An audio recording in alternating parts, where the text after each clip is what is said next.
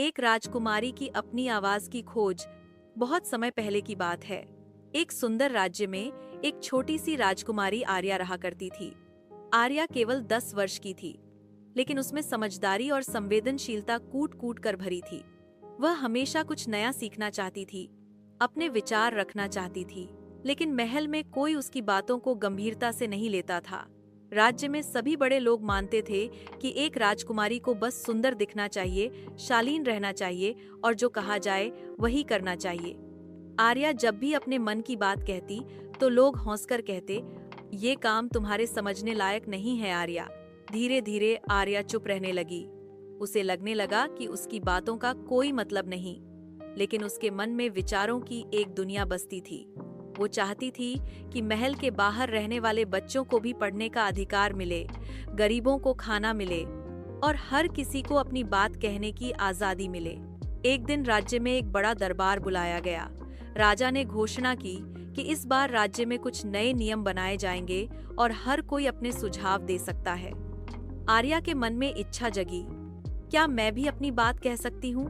उस रात उसने अपनी मम्मी रानी से पूछा, क्या मेरी बात कोई सुनेगा? रानी मुस्कुराई और बोली, जब तुम सच्चे दिल से बोलती हो तो ईश्वर भी सुनता है, फिर ये लोग क्यों नहीं सुनेंगे? हिम्मत जुटाकर आर्या अगले दिन दरबार में पहुंची। सभी दरबारी चौंक गए कि एक छोटी बच्ची बोलना चाहती है, लेकिन आर्या ने डरे बिना बोला, मैं जानती हूँ कि मैं छोटी हूँ, लेकिन मेरा मन बड़ा है। मैंने देखा है कि महल के बाहर के लोग कितनी कठिन जिंदगी जीते हैं। हमें उनके लिए स्कूल, अस्पताल और भोजन की व्यवस्था करनी चाहिए। एक राज्य तभी महान बनता है जब हर कोई खुश हो। पूरे दरबार में सन्नाटा छा गया। फिर राजा उठे और बोले, मेरी बेटी ने आज मुझे सिखाया कि बुद्धिमानी उम्र की मोहताज नहीं होती, उसकी बातों में सच्चाई है।